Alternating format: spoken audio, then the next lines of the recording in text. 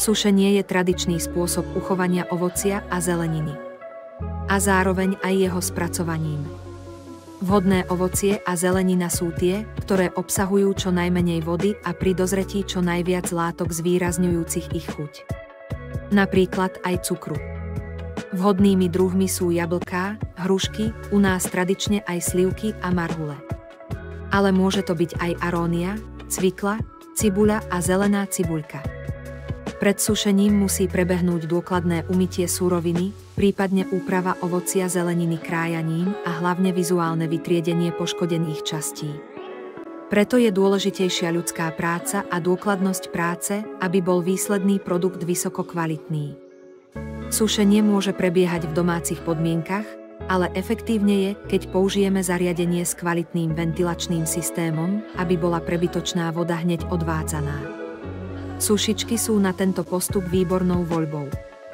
Vyberáme ich podľa množstva spracovávaného ovocia a zeleniny. Alebo, a to je pre spoluprácu ten najdôležitejší bod, že spoločne zdieľame stroje, prístroje, zariadenia.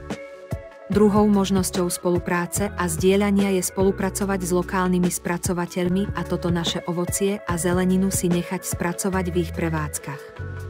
Vytváranie spoločných projektov spolupráce je často veľmi prospešné pre obidve strany. V sušičkách sú využívané rôzne veľké sitá, na ktorých sú umiestnené suroviny a kombináciou správne zvolenej kombinácie teploty a prúdenia vzduchu sú suroviny zbavené vysokého percenta vody. Minimálne množstvo vody v produkte zaručuje jeho dlhšiu trvácnosť a odolnosť voči skladovým škodcom. Toto je pre trvanlivosť a kvalitu produktov dôležité. Okrem toho môžeme u spracovateľa často využiť aj možnosť zdieľania výrobníka džemov. Pokiaľ má nastaviteľné miešanie a časovať na teplotu varu, tak je výsledný produkt dokonalý a uľahčí spracovateľovi veľa času a fyzickej práce.